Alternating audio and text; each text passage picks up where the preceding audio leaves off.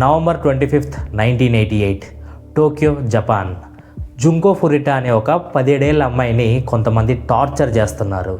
ఆ టార్చర్ ఎంత భయంకరంగా ఉందంటే ఆ అమ్మాయి ఆ టార్చర్ తట్టుకోలేక నన్ను దయచేసి చంపేయండి అని చెప్పి వాళ్ళని బ్రతిమలాడుకుంటుంది. కానీ ఆ మృగాలకి జాలి కలగలేదు. ఒకడేమో కటింగ్ ప్లేయర్తో ఆ అమ్మాయి నిప్పుల్స్ని లాగుతున్నాడు. ఇంకొకడేమో గ్లాస్ బాటిల్స్ని, ఐరన్ రాడ్స్ని ఆవిడ ప్రైవేట్ పార్ట్స్లో గుచ్చి తిప్పుతున్నాడు. ఇంకొకడేమో ఆవిడ్ని తలకిందులుగా ఒక పంచింగ్ బ్యాగ్ లాగా వేలాడదీసి ఆ అమ్మాయి నోట్లో టాయిలెట్ పోసాడు. ఈ కేసు మీద వీడియో చేయడానికి 4 రోజుల నుంచి ట్రై చేస్తున్నా, కానీ నాకు ధైర్యం సరిపోవట్లేదు. నిద్ర కూడా సరిగా పట్టట్లేదు. ఆ అమ్మాయిని ఇంత దారుణంగా ఎలా టార్చర్ చేశారా? పాపం కదరా. తనకి జరిగిన దాని గురించి తలుచుకుంటుంటేనే నేను మెంటల్గా ఇంత డిస్టర్బ్ అవుతున్నా. ఇంకా అమ్మాయి ఎంత నరకం అనుభవించి ఉంటుందో. ఈ కేసు గురించి వింటే మీరు కూడా సేమ్ నాలానే ఫీల్ అవుతారు. అసలు ఇంత దారుణం ఎలా జరిగిందో తెలియాలంటే ఈ కేసుని డీప్గా స్టడీ చేయాలి.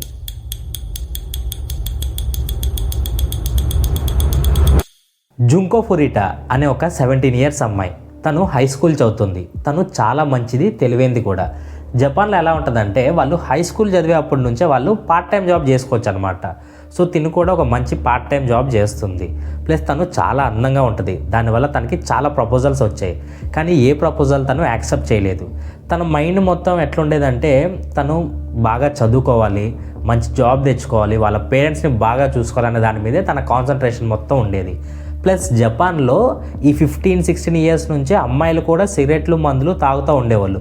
కానీ ఈ అమ్మాయికి అలాంటి బ్యాడ్ హ్యాబిట్ ఏమీ లేదు.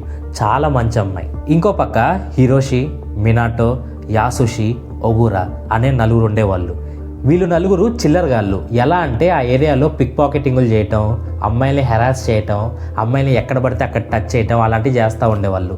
ఎవరైనా ఏంటని చెప్పి క్వశ్చన్ చేస్తే వాళ్ళని కత్తులతో పొడి చేయటం, అలా దారుణంగా వీళ్ళు క్రైమ్స్ చేస్తూ ఉండేవాళ్ళు. ఎలా అంటే వీళ్ళు యాకుజా అనే ఒక గ్యాంగ్కు సంబంధించిన వాళ్ళు. జపాన్లో యాకుజా అంటే గ్యాంగ్స్టర్కి సంబంధించిన ఒక బ్యాచ్ అనమాట. ఇలా ఆ గ్యాంగ్లో వీళ్ళు ఒక మెంబర్స్ అవ్వటం వల్ల వీళ్ళ దగ్గరికి ఎవ్వరు రావడానికన్నా భయపడతా ఉండేవాళ్ళు. వీళ్ళు కూడా ఆ గ్యాంగ్ పేరు చెప్పుకుని ఏవి పడితే అవి చేస్తూ ఉండేవాళ్ళు. ప్లస్ ఆ టైంలో పోలీసులు కూడా ఎక్కువగా వీళ్ళని క్వశ్చన్ చేసేవాళ్ళు కాదు, వీళ్ళని ఆపేవాళ్ళు కాదు. 1988 అంటే ఆ గ్యాంగ్స్టర్స్ యొక్క పవర్ అనేది చాలా ఉండేది ఆ టైంలో. సో పోలీసులకు కూడా వీళ్ళంటే భయం. సో ఏమైందంటే ఈ హిరోషి అనేవాడు జుంకోకి క్లాస్మేట్. వాడు కూడా అమ్మాయికి ప్రపోజ్ చేశాడు, కానీ అమ్మాయి రిజెక్ట్ చేసింది. దాన్ని వీడు బాగా ఇన్సల్ట్గా ఫీల్ అయిపోయి ఆ అమ్మాయిని ఏదోటి చేయాలని చెప్పి మైండ్లో పెట్టుకున్నాడు. కరెక్ట్ టైం కోసం వెయిట్ చేస్తూ ఉన్నాడనమాట. ఆ రోజు నవంబర్ 25, 1988 జుంకో తన పార్ట్ టైం జాబ్ కంప్లీట్ చేసుకుని సైకిల్ మీద ఇంటికి వస్తూ ఉంది. ఆ రోడ్లోనే ఈ హిరోషి, మినాటో ఇద్దరు అమ్మాయిని ఏడిపిస్తా నుంచున్నారు. సో ఎప్పుడైతే వీళ్ళకి జుంకో కనపడిందో ఈ రోజు అమ్మాయిని ఏదొకటి చేయాలని చెప్పి వీళ్ళు ప్లాన్ వేశారు. జుంకో సైకిల్ మీద వస్తుండగా మినాటో అమ్మాయిని కింద పడేసి పారిపోయాడు. ఇంకో పక్క హిరోషి వచ్చి అమ్మాయిని పైకి లేపి, దెబ్బలు తగిలాయా? అయ్యో సైకిల్ కూడా పాడైనట్టుంది, దా నేను ఇంటి దాకా డ్రాప్ చేస్తాను అని ఆ అమ్మాయిని నమ్మించాడు. తను కూడా వాడిని నమ్మేసి ఎలాగో తెలిసిన క్లాస్మేట్ అని చెప్పి నమ్మి వాడితో పాటు వెళ్ళింది. అదే తను చేసిన తప్పు. తర్వాత హిరోషి ఆ అమ్మాయిని ఎవ్వరూ లేని ఒక వేర్ హౌస్కు తీసుకెళ్ళాడు. అక్కడ అమ్మాయిని కత్తితో భయపెట్టి ఆ అమ్మాయిని రేప్ చేశాడు. దాని తర్వాత మినాటో కూడా జాయిన్ అయ్యాడు. దాని తర్వాత వాళ్ళ గ్యాంగ్ మెంబర్స్ ఇద్దరు జాయిన్ అయ్యారు. సో మొత్తం 4 ఆ అమ్మాయిని మల్టిపుల్ టైమ్స్ ఆ రోజు రేప్ చేశారు. నెక్స్ట్ డే హిరోషి వాళ్ళ యాకుజా మెంబర్స్కి కాల్ చేసి వేర్ హౌస్కి రమ్మన్నాడు. దాదాపు 100 మంది అక్కడికి వచ్చారు. అక్కడ వాళ్ళందరి ముందు ఈ అమ్మాయిని ఏవైనా చేసుకోండి, ఏవైనా అయితే నేను చూసుకుంటానని చెప్పి ఆ అమ్మాయిని వాళ్ళ మధ్యలోకి తోశాడు. వాళ్ళందరూ ఒకరి తర్వాత ఒకళ్ళు ఆ అమ్మాయిని చాలా దారుణంగా రేప్ చేశారు. అలా అమ్మాయికి 3 రోజుల పాటు నరకం చూపించారు. ఇంకో పక్క జుంకో పేరెంట్స్ పోలీస్ కంప్లైంట్ ఇచ్చి అమ్మాయి గురించి వెతుకుతూ ఉన్నారు. దీని గురించి తెలుసుకున్న హిరోషి బ్యాచ్ జుంకోని ఇక్కడ ఉంచడం సేఫ్ కాదని చెప్పి ఒక ప్లాన్ వేశారు. 4th డే జుంకో వాళ్ళ అమ్మకి కాల్ చేసి, అమ్మ నేను బాగానే ఉన్నాను, నేను మా ఫ్రెండ్స్తో ట్రిప్కి వచ్చానమ్మా, నేను త్వరగానే ఇంటికి వచ్చేస్తాను, మీరేం కంగారు పడకండి అని చెప్పి కాల్ కట్ చేసింది. నువ్వు గనక ఇలా చెప్పకపోతే నిన్ను, నీ పేరెంట్స్ని చంపేస్తాం, తెలుసు కదా మేమెవరో, యాకుజా గ్యాంగ్ అని ఆ అమ్మాయిని విపరీతంగా బెదిరించారు. సో దాంతో జుంకో వాళ్ళ అమ్మకు కాల్ చేసి అబద్ధం చెప్పింది. తర్వాత ఆ 4 ఆ అమ్మాయిని బెదిరించి మినాటో వాళ్ళ ఇంటికి తీసుకెళ్లారు. అక్కడి నుంచి వాళ్ళ అరాచకాలు ఇంకా దారుణంగా పెరిగిపోయాయి. ఆ రోజు నుంచి అమ్మాయిని కొట్టడం మొదలుపెట్టారు.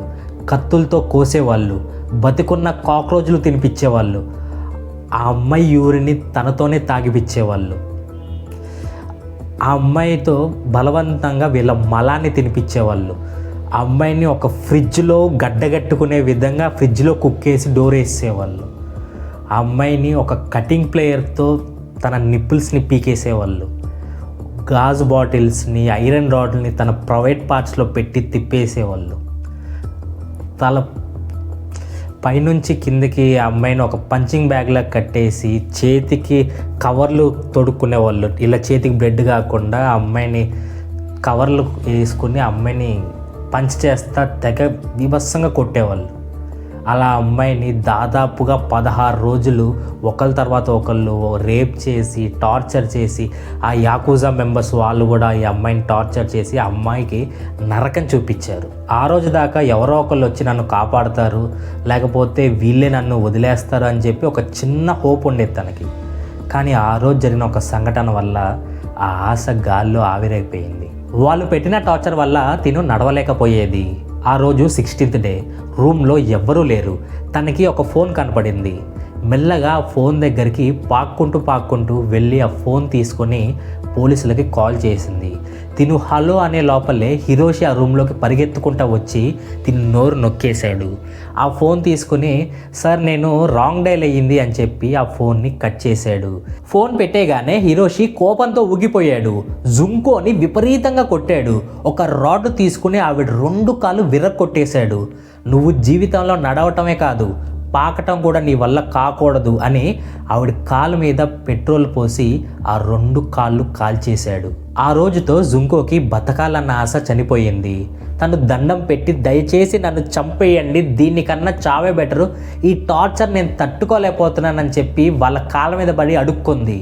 కానీ వాళ్ళు మాత్రం తను బాధపడుతుంటే వాళ్ళు నవ్వుకుంటా ఆనందపడతా ఉన్నారు. ఆ ఇల్లు మినాటోది. మినాటో వాళ్ళ పేరెంట్స్ గ్రౌండ్ ఫ్లోర్లో ఉండేవాళ్ళు. పై ఫ్లోర్లో జుంకోతో పాటు ఆ 4 ఉండేవాళ్ళు. జుంకో ఆ టార్చర్ భరించలేక అరుస్తూ ఏడుస్తూ ఉండేది. ఆ సౌండ్ ఇల్లు మొత్తం వినపడేది. ఈవెన్ వాళ్ళ పేరెంట్స్కి కూడా వినపడేది. కానీ వాళ్ళు సైలెంట్గా ఉన్నారు.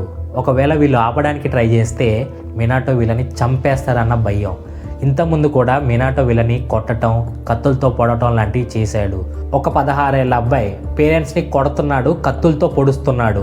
ఇంటికి ఒక అమ్మాయిని తీసుకొచ్చి రేప్ చేస్తున్నాడు. వాళ్ళ ఫ్రెండ్స్తో కలిసి అమ్మాయిని టార్చర్ చేస్తున్నాడు. అయినా కూడా పోలీసులు పట్టించుకోవట్లేదు. అలా డైలీ వాళ్ళు అమ్మాయిని టార్చర్ చేసి వీళ్ళు ఆనందపడుతూ ఉండేవాళ్ళు. 44 డేస్ తర్వాత ఆ అమ్మాయి పరిస్థితి ఇంకా దారుణంగా మారిపోయింది. తను అసలు కదలేని పరిస్థితిలో ఉంది.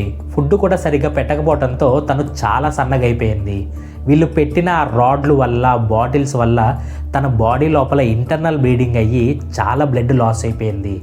తన బాడీ మీద వూండ్స్ అన్నీ ఇన్ఫెక్షన్ అయ్యి వూండ్స్ అయి దెబ్బలు మొత్తం కుళ్ళిపోయింది. తన దగ్గర నుంచి కుళ్ళిన వాసన వస్తుంది. తన ఫేస్ మొత్తం దెబ్బలతో లావ్ అయి వాచిపోయింది. తను ఎటు కదలలేని ఒక జీవ శవంలాగా ఆ రూమ్లో పక్కన పడి ఉంది. అలా 44 రోజులు ఆ అమ్మాయిని టార్చర్ చేసిన తర్వాత వీళ్ళకి ఆ అమ్మాయి మీద ఇంట్రెస్ట్ పోయింది. ఆ రోజు హిరోషి ఒక బెట్టింగ్ వేసి ఓడిపోయాడు. అదే కోపంలో ఇంటికి వచ్చిన హిరోషి జుంకోని కొట్టడం స్టార్ట్ చేశాడు. ఆ దెబ్బలు తట్టుకోలేక మెల్లమెల్లగా జుంకో తన ప్రాణాలని వదిలేసింది. లాస్ట్కి జుంకో బాడీ ఎవరికి దొరకకూడదని చెప్పి ఒక డ్రమ్ము తీసుకుని అందులో జుంకో బాడీ పెట్టేసి మొత్తం కాంక్రీట్తో నింపేశారు. ఆ డ్రమ్ముని అలానే తీసుకుని వెళ్ళి ఒక కన్స్ట్రక్షన్ సైట్ దగ్గర డంప్ చేసి వీళ్ళు సైలెంట్గా వచ్చేశారు. కొన్ని రోజుల తర్వాత హిరోషి అండ్ మినాటోని పోలీసులు అరెస్ట్ చేశారు. వాళ్ళు యాక్చువల్గా అరెస్ట్ చేసింది వేరే అమ్మాయి కేసు గురించి, కానీ వీళ్ళు భయపడిపోయి జుంకో గురించి చెప్పడం స్టార్ట్ చేశారు. అలా మెల్లమెల్లగా పోలీసులు జుంకో గురించి తెలుసుకొని షాక్ అయిపోయారు. వాళ్ళు వెంటనే ఆ కన్స్ట్రక్షన్ సైట్ దగ్గరికి వెళ్ళి జుంకో బాడీ ఎక్కడుందని చెప్పి వెతకడం స్టార్ట్ చేశారు. అక్కడ వాళ్ళకి ఒక డ్రమ్ము దొరికింది. ఆ డ్రమ్ములో మొత్తం కాంక్రీట్తో నిండిపోయింది, కానీ జుట్టు మాత్రం బయటకి ఇట్లా కనపడతా ఉందన్నమాట. సో వెంటనే ఆ డ్రమ్ముని అక్కడే కట్ చేసి ఓపెన్ చేశారు. లోపల జుంకో శవం ఉంది. అప్పట్లో ఈ కేసు ఒక సెన్సేషన్గా మారింది. ఒక అమ్మాయిని అంత దారుణంగా టార్చర్ చేసిన వీళ్ళ నలుగురిని చంపేయాలని చెప్పి జపాన్ మొత్తం జుంకోకి న్యాయం జరగాలని చెప్పి ధర్నాలు చేశారు, స్ట్రైకులు చేశారు, మొత్తం జపాన్ మొత్తం రచ్చరచ్చ చేశారు. సో ఇదంతా జరిగాక వాళ్ళకి డెఫినెట్గా ఉరిశిక్ష పడి ఉంటుంది అనుకుంటున్నారు కదా? కాదు, వాళ్ళకి ఉరిశిక్ష పడలేదు. వాళ్ళ నలుగురికి జైలు శిక్ష వేశారు. అది కూడా ఎన్ని సంవత్సరాలు తెలుసా? ఒకడికేమో 7 సంవత్సరాలు, ఇంకొకటికేమో 10 సంవత్సరాలు, ఇంకొకటికి 12 సంవత్సరాలు, లాస్ట్లో ఒకటికి 20 సంవత్సరాలు. వీళ్ళకి ఉరిశిక్ష ఎందుకు వెళ్ళదు తెలుసా? వాళ్ళు మైనర్స్ అంట. ఒకటి ఏజ్ ఏమో 16, ఇద్దరు ఏజ్ 17, ఇంకొకటిది 18. మైనర్స్, నలుగురు మైనర్స్ కలిసి ఒక అమ్మాయిని 44 రోజులు ఇంత టార్చర్ చేశారు. వాళ్ళు మైనర్స్. సో ఆ నలుగురికి ఉరిశిక్షలు కాకుండా నార్మల్ శిక్షలు పడ్డాయి. అది కూడా లైఫ్ ఇంప్రిజన్మెంట్లు కూడా పడలా. నార్మల్గా 7 నుంచి 20 సంవత్సరాలు వీళ్ళు నలుగురిని లోపల పెట్టి బయటకు వదిలేశారు. మళ్ళీ వీళ్ళు బయటికి వచ్చిన తర్వాత మారిపోయి మంచిగా ఉన్నారా అంటే, ఒకడేమో అమ్మాయిని హెరాస్ చేసి మళ్ళీ జైలుకి వెళ్ళాడు, ఇంకొకడేమో పిక్ పాకెటింగ్లు చేసి జైలుకి వెళ్ళాడు, ఇంకొకడేమో ఒకడిని కత్తితో మెడకాయ దగ్గర పొడిచి మళ్ళీ వాడు జైలుకి వెళ్ళాడు, ఇంకొకడే వాడి ఐడెంటిటీ లేదనమాట, వాడు ఆ ఊరు వదిలేసి ఎక్కడికో పారిపోయాడు. సో ఈ నలుగురు బయటికి వచ్చిన తర్వాత కూడా మారలా, మనుషుల్లా మారలా. ఇలాంటి వాళ్ళు బయట తిరుగుతూ ఉంటున్నారు. లాలో ఉన్న కొన్ని లూప్ హోల్స్ వాడుకొని ఈ యదవులు ఇంకా సమాజంలో తిరుగుతున్నారు. మళ్ళీ ఆ లోపలికి వెళ్ళారుగా జైల్లోకి, మళ్ళీ బెయిల్ వేసుకుని మళ్ళీ బయటకు వస్తారు, మళ్ళీ ఇంకో ఏదైనా క్రైమ్ చేస్తారు, మళ్ళీ క్రైమ్ చేసిన తర్వాత మళ్ళీ పట్టుకుంటారు. లా. ఆ అమ్మాయికి జరిగిన దారుణాన్ని వింటే ఎవరికైనా చాలా బాధేస్తుంది. ఆ యదవల్ని నరికేయాలన్నంత కోపం వస్తుంది. కానీ ఏం చేసినా ఆ అమ్మాయి అనుభవించిన నరకాన్ని మాత్రం ఎవరు మర్చిపోలేరు. ఇలాంటి సంఘటన అసలు ఏ అమ్మాయికి, అసలు ఏ మనిషికి కూడా జరగకూడదు. బయట ఇలాంటి చాలామంది మృగాలు తిరుగుతూ ఉన్నారు. సో చాలా చాలా చాలా జాగ్రత్తగా ఉండండి.